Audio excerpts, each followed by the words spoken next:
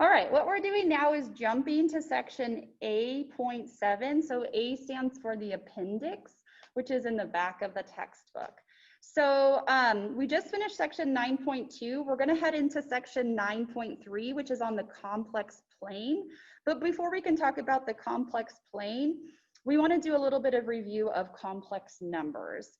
So most of you who just came from our Math 126 class, you should have actually covered this section, A.7 in Math 126 here at UNR. I realize not all of you took Math 126 here, so that's why we're backtracking and doing some review. You do have homework and a quiz on this section, and I think there was an exam question on this section as well. So what is a complex number? First, let's back up. Up to this point in our math careers, we've never been able to take the square root of a negative number, okay? So we've had two basic math rules. One is we can't divide by 0, and one is we can't take the square root of a negative number. So what we can actually do in math is define what the square root of -1 is. And once we have this definition, we can do all sorts of math using this definition. So far we've said that this isn't allowed, but all we have to do is come up with a definition for this. Okay, so what we're gonna do is mathematically define the square root of -1 as the number I. This is usually written as a little script I, script meaning sort of cursive-y. So you'll see it on your homework as this kind of like script I. Okay, so if the square root of -1 we've defined as this number I, that means that I squared is equal to what? What do you guys think? -1, yeah. Okay. So now having this mathematical definition, we're able to do all sorts of math we previously couldn't do. So for example, if we were asked to find the square root of -9, up to this point, we would just say no solution and we would end our problem. But now what we can do, now that we have this definition that the square root of -1 is equal to I, we would write this as the square root of -1 times the square root of 9. Square root of -1 is I, the square root of 9 is 3, so we write this as 3I. And we write it in this order. We wouldn't write it I times 3, we'd write it 3I. Okay. Similarly, if we were asked to find the square root of -16, we would just say that's 4I. You guys see where this is going? If we had the square root of -4, that's just 2I. Okay, so why do we use this number I, or this letter I, for this idea? I is called the imaginary number. And you want to be very careful with this wording of imaginary. Imaginary doesn't mean that it's not a thing. Okay, it's a concept related to numbers. Okay, so the reason why we use this letter I is it was originally called our imaginary number or imaginary unit. Some of the other math professors, when I ask them about this section, they say they never even use the word imaginary in class because they don't want students to think that it's not a thing. Okay, so it's kind of like infinity, right? All of us can conceptualize the number infinity. We know that's the biggest number we could possibly get to. Even though that doesn't actually exist, we actually can't count out to infinity. We understand that it's a concept related to numbers. So the same thing here, this imaginary number, it's a concept related to numbers. So don't take this imaginary to mean that it's not a thing. Okay, it's just a mathematical definition we have. We can work with it. It follows algebra rules just like any other number. Okay, so one of the cool things about this imaginary unit I is that the powers of I have a very unique property.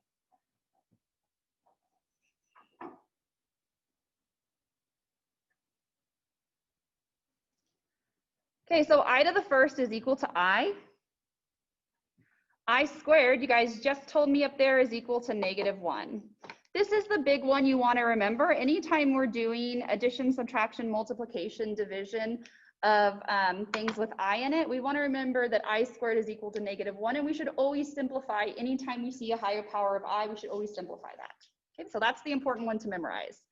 These other ones you don't need to memorize, but I just want to show you this really cool mathematical property. So I cubed. I cubed is equal to I squared times I. Well, I squared is -1 times I, so we'd have negative I. I to the 4th is equal to I squared times I squared. I squared is -1, I squared is -1, so this is +1. Now here's where it gets really cool. I to the 5th is equal to I to the 4th times I. So I to the 4th is 1, 1 times I is just I.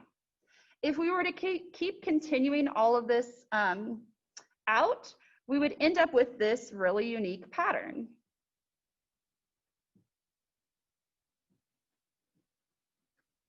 I'll put ... because this continues. Okay, so what we see here is we have a pattern of 4 outcomes. I, -1, I, 1. I, -1, I, 1. And if we continue this out, we would have the same pattern of these 4 numbers over and over and over again. I, -1, I, 1. I, -1, I, 1. Now, this is a very unique property. If you think about any other number you know up to this point, so for example, think about the number 2. As we take higher and higher powers of 2, we never come back and repeat any values, okay? So this is a unique property that it has this pattern, this cyclical pattern as we compute higher powers. The other cool thing is we can really quickly compute I to the 130th power. So what we know is that anytime we get to a multiple of 4, so I to the 4th is 1, I to the 8th is 1, any power of 4, we would get 1 back. Okay, so what I would do is rewrite this as a power of 4. So I'm going to write this as I to the 128th times I squared. This is 4 times 32. So all the steps here, we'd have I to the 4th to the 32nd. I to the 4th is just 1. So 1 to the 32nd is just 1.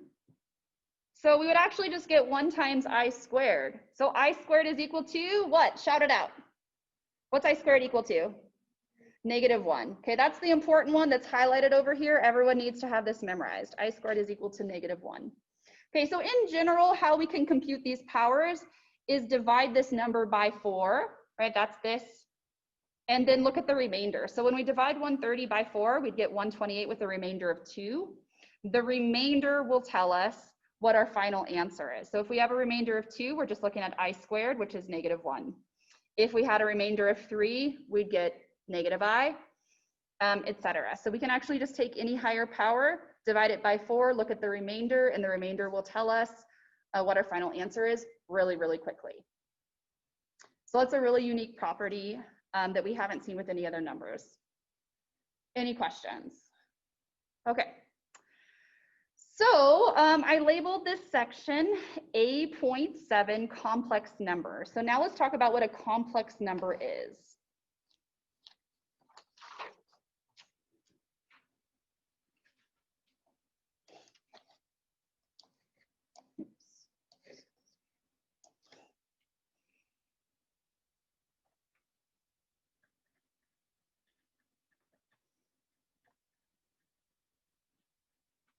Okay, so complex numbers, our mathematical symbol for that is a C with a line through it. Kind of like when we had the real numbers up to this point, right? Our real numbers was an R with a line through it.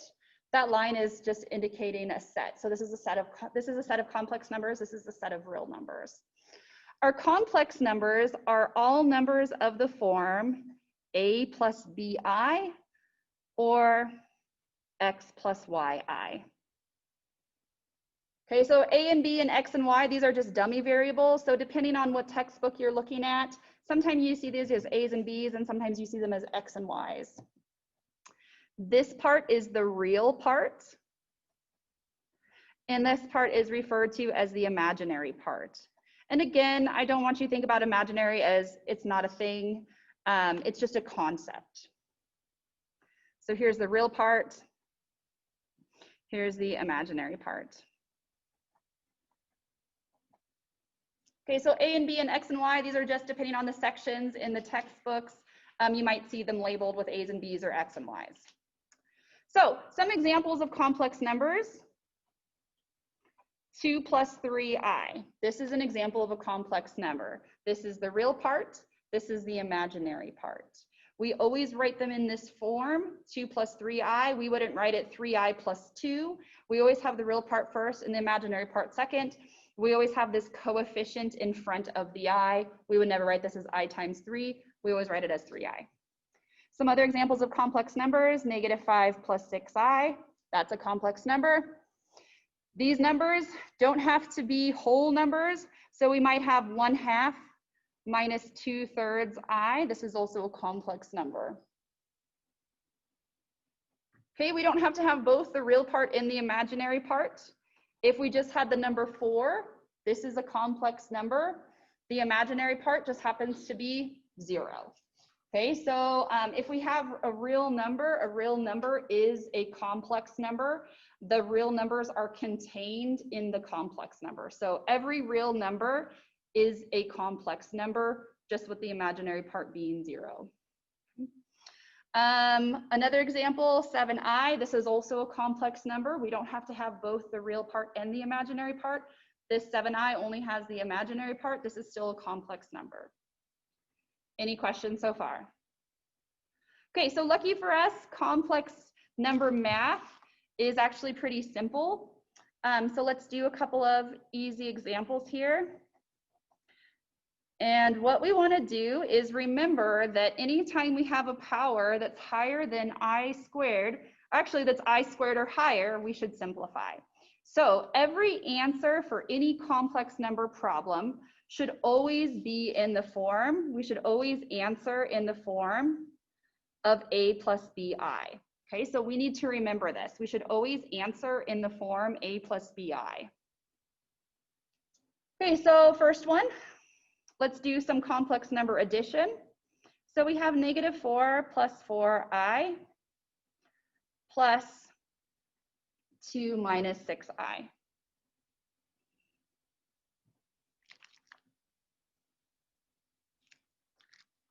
Okay, so this one's pretty straightforward. We have a real part and we have an imaginary part. All we have to do is add the real parts together and add the imaginary parts together. So you can pretty much treat this I as if it were some other variable like X. So our real parts, we have -4 plus 2, so that gives me -2. And then I have 4i minus 6i, that's minus 2i. We want to make sure that our answer is in the form a plus bi, and it is, so we're good to go. Let's do another one. How about -6 plus 7i minus 8 minus 5i? Okay, so we're doing subtraction. Again, this works the same way. We'll do our real part, the subtraction with the real part, and we'll do subtraction with the imaginary part. So our real part, I have -6 minus 8. That gives me -14. And then the imaginary part, I have 7i minus -5i. So 7i minus -5i is 7i plus 5i. That gives me 12i. Again, we just want to make sure that our answer is the form a plus bi. Any questions on that? Okay, next one, let's do some multiplication. So we have 3 minus 3i times 7 plus i. Anytime we have something with 2 terms times something with 2 terms, we will FOIL this out. FOIL stands for first, out, inner, last. So first, 3 times 7 is 21. Outer, 3i. Inner, minus 21i. And then last, minus 3i squared.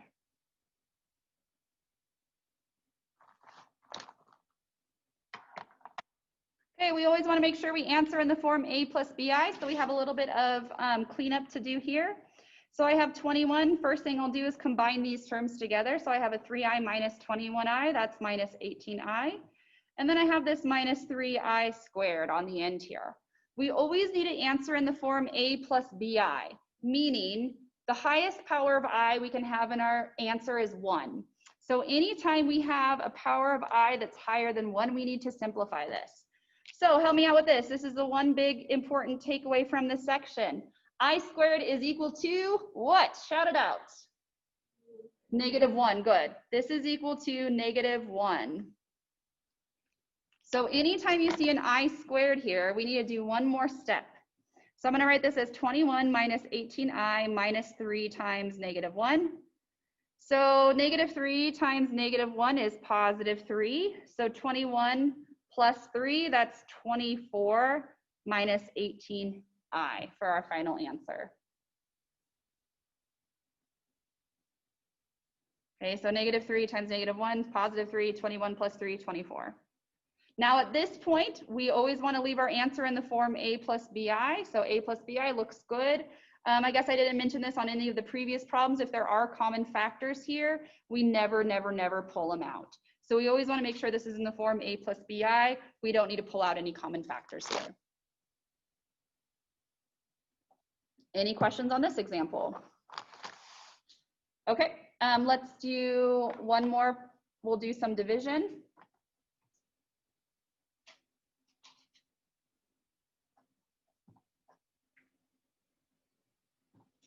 Okay, so next one, let's do 8 minus I divided by 2 plus I. So what we want to think about here is we want to get that I out of the denominator. If we want to write everything in the form A plus BI, we don't want any I's down here. So what we're going to do is we're going to multiply by the conjugate.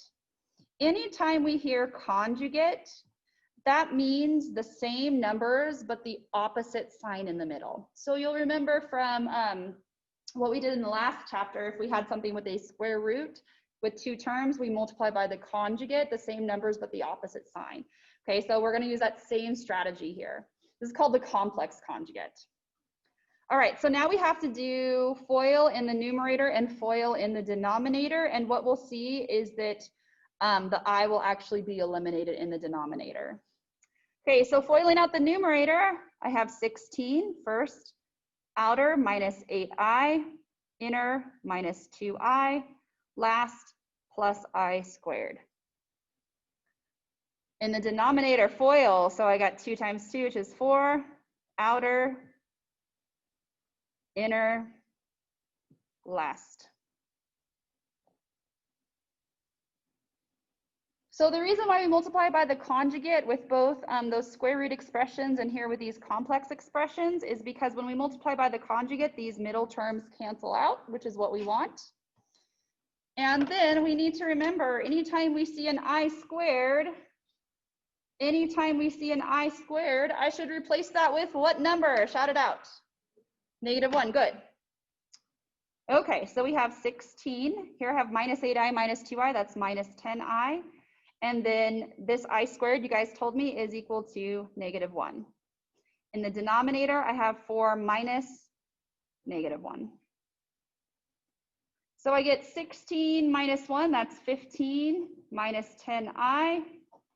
All over 4 minus -1, that's +5.